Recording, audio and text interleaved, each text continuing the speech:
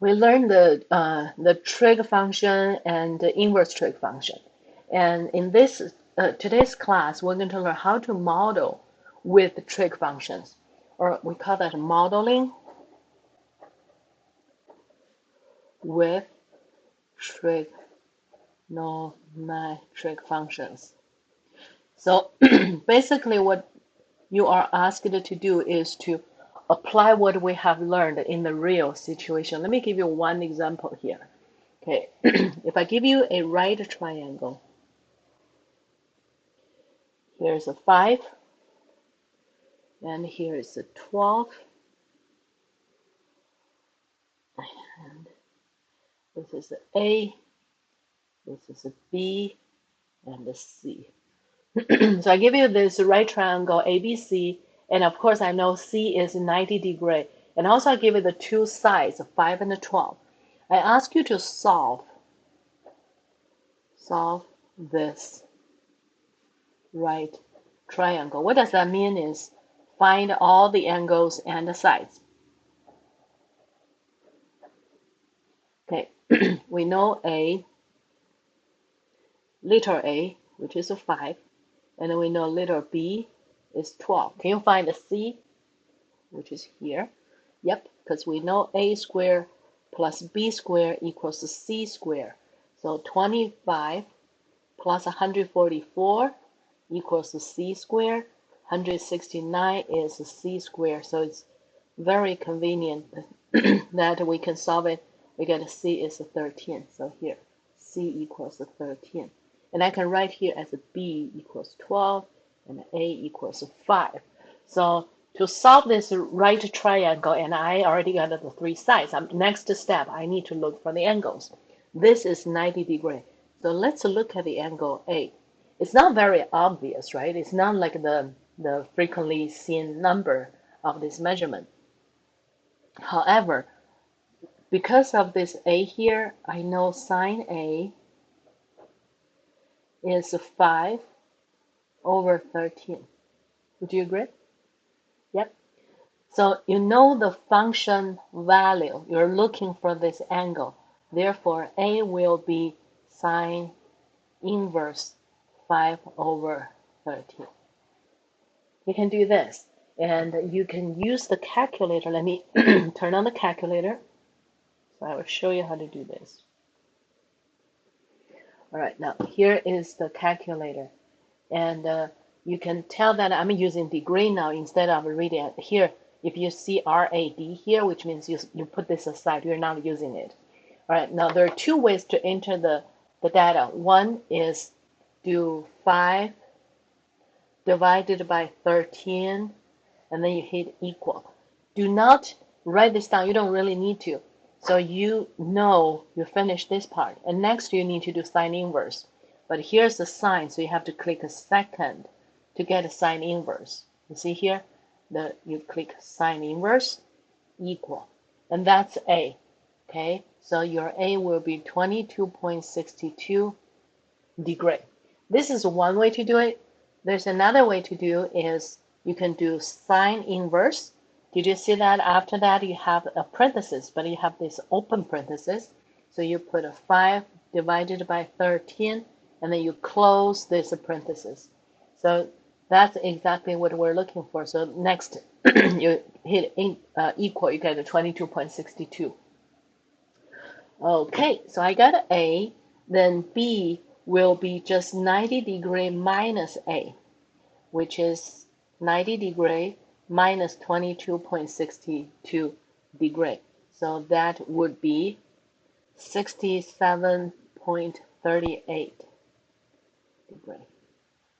Usually when I ask you to solve the right triangle at the end, I always do this. I always do A is 5, B is 12, C is 13, those are the sides, and A is 22.62, B is 67.38, and C is 90 degree. This is the answer. So I did solve this right triangle. So I give you all the measurement of the sides and the angles.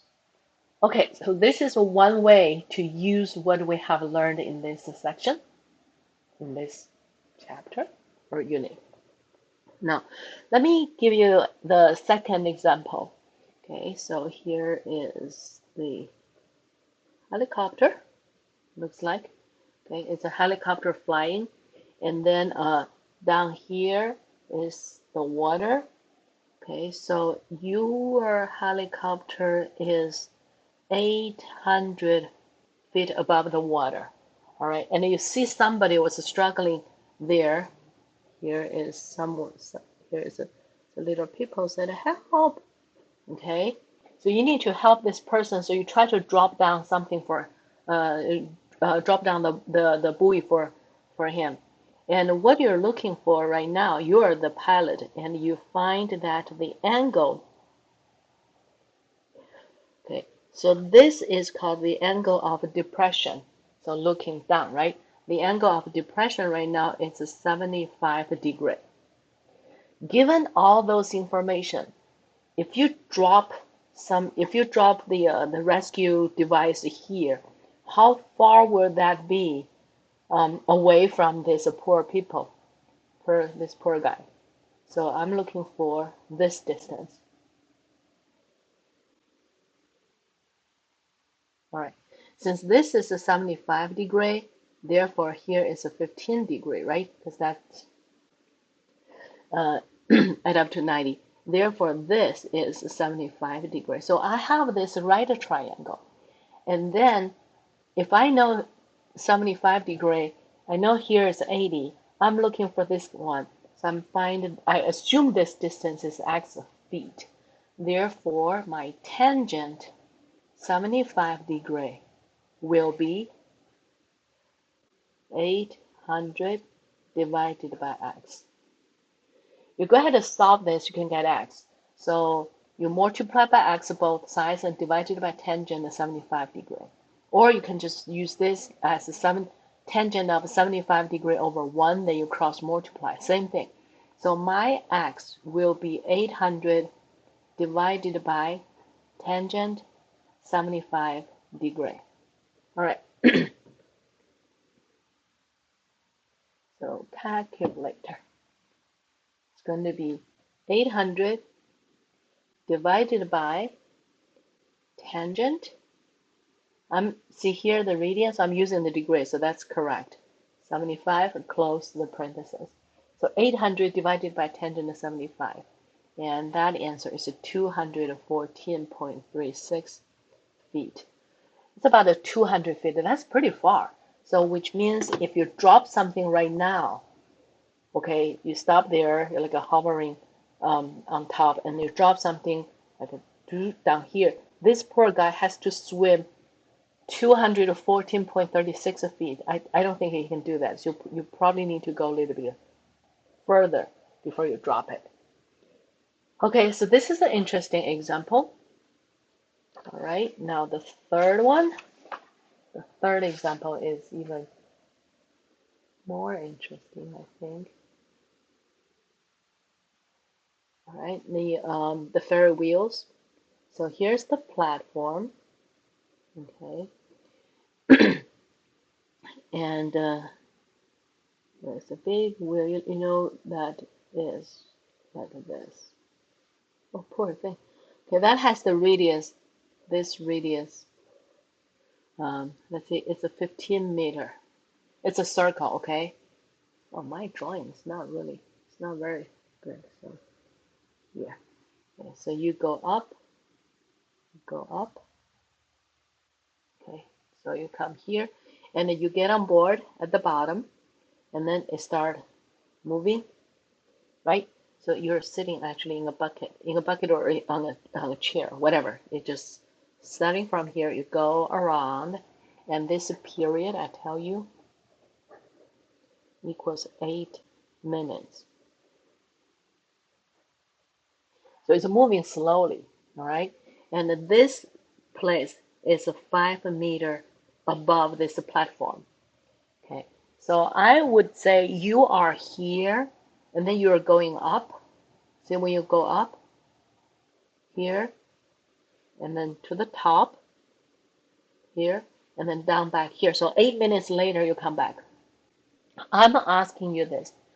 Can you give me the function of your height as a function of time, which is how many minutes after you start, like spinning, start turning. Okay, so if you graph, okay, let's look at this. This is t, that's the minutes, okay? Start from 0. Let's say your height. At 0 minute, at the very beginning, your height is 5, okay? And then 2, 4, 6, 8. At the 8 minute, you come back. Your height is 5 again. Okay, so this is 8 minutes. Let's see, you go 1/4, which is 2 minutes. So your height will be, here is a 15, here is a 5. So your height will be like 20, right? Because it's a 5 plus, this is also 15, so 5 plus that. So you got here. And you reach the top point after 4 minutes, because 8 minutes is a cycle. So after 4 minutes, you are at the top. So 15, 15, 5, so it's a 35 height. The height is a 35. Okay, so you're going to be here. And then you keep going. After 2 more minutes, your height is 20 again. And then 8, you're here. And then if you don't get off, you just keep going. So your height looks like this.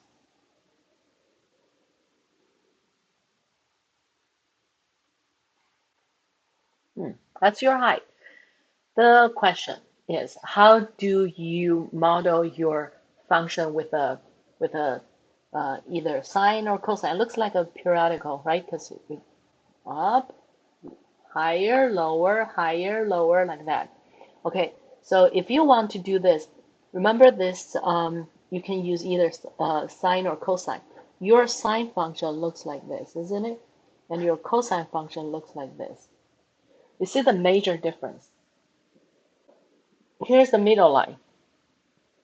And your sine function, when it's a 0 here, you start at the middle. You start at exactly the middle line. But this cosine function, you start from the top. In this case, here is your middle line. And you start from the bottom, which means you are going to use a cosine function, but you're going to have a negative. You get like a flip it. So that's the general idea. We're going to have a negative, and then we're going to use cosine. So that's the general idea, okay? And the function looks like this. A cosine, okay, B x minus c plus d. This is the function itself. Here it's going to be t. Now we need to find a, b, c, d. Okay, a, when that is the parent function, so you got up to 1 and the bottom is negative 1. So the highest point to the lowest point is the difference is only 2. But what about here? And let me give you this. A absolute value, or we call that amplitude, is going to be maximum minus minimum over 2. Okay. For the parent function, the maximum is 1. The minimum is negative 1. So 1 minus negative 1, and you take half of that, and that gives you 1, which is the parent function. But this one, in our case, we have a maximum height is a 35, and a minimum height is a 5, and divided by 2. So what do you get? 35 minus 5 is 30. Divided by that, you get 15. Exactly, because that's the radius of this wheel. Okay, so we get an A, but since we're going to flip, so my A should be negative 15. You know where this negative coming from? Because the parent function, this cosine function, start from the top, but actually start from the bottom. So that's why we flip it. Okay, so I know A. And what about a B? Remember what is a B? B is 2 pi over period. Well, I probably shouldn't jump that fast. I should say period equals 2 pi, the parent functions period over B, okay? And I know the period is 8 minutes. So 8 equals 2 pi over B. Can you find a B? B is going to be 2 pi divided by 8, which is pi over 4. Okay, so I know A, I know B. What about a C? C is whether we're going to move to the left or to the right. And in this case, we're not moving because here is just the bottom point and it start going. So start the new period. So my C is 0. Okay. Now what about D? D is the final shift. You want to shift up or down. So in this case, if you have your middle line along this x-axis, but you have to shift up by 20, how do you get that? The D is going to be the maximum plus the minimum over 2, which means that's right in the middle. Okay, see, like this one, the top, the maximum is 1, the minimum is -1. The average of that is just 0. And in this case, the maximum is 35, the minimum is 5. So the average, or in the middle, should be 35 plus 5 over 2. So which is 40 over 2. So the answer is 20. So I got an A and a B and a C and a D. So my H of T equals negative 15 cosine, okay? And remember, I don't have a C, or C is 0, so just bx, and the B is pi over 4x, not many x, and then plus D, plus 20. So this is my answer. So I give you the function to to get the height of U. Oh, sorry, here's T after T minutes. Okay, no, sorry, that's an independent variable T. Now you might think, can I use sine? Of course you can use sine. Okay, now I'll ask you to take a look at this. This, if you want to use a sine, and you remember the sine function looks like this. Okay, all right, your h of t will be A again, sine B t minus c. Now I remember I use t instead of x, plus d. Okay, so my A again is absolute value of A is maximum minus minimum over 2. Again, that's 35 minus 5 over 2, 30 over 2, so I get 15. So A, the amplitude is, again, is a 15. There's nothing wrong with that. However, my graph actually starting from here, and oh, let me get a B. I worry about the sign of that later. So I get a B equals, remember the period is 2 pi over B, and that's 8 minutes. So the same thing, the B is 2 pi over 8, which is pi over 4. Now, the tricky part comes, which is a C. If you look at this graph, if this is a sine, this is y equals sine x. Okay, and look at this. This sine x started from the middle line, from the middle part, right? And this one, if you want to use a sine function, you should start from here. If you start from here, which means you're shifting your graph to the right by 2. If shifted to the right by 2, my c will be 2.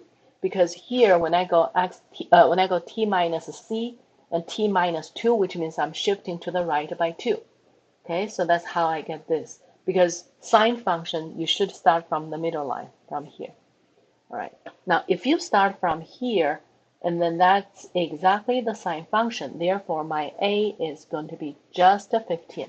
Okay, I don't need to worry about the negative part, so A is just 15. I got an A and a B and a C. The same thing for D. D is minimum or maximum plus minimum, the middle line, over 2. So 35 plus 5, which is a 40 over 2 is 20. So I got an A, B, C, D, then H of T will be 15 times the sine, okay, pi over 4 t minus 2 plus 20. So either way, you can use a sine, you can use cosine. These two are exactly the same. Isn't it interesting? Okay. So you get the idea that you can either use a sine or cosine to give me this function. I like this one better because it's very obvious. You don't have to worry about this horizontal shifting. Okay, so this is how do you model things using using the trig and inverse trig function. Okay.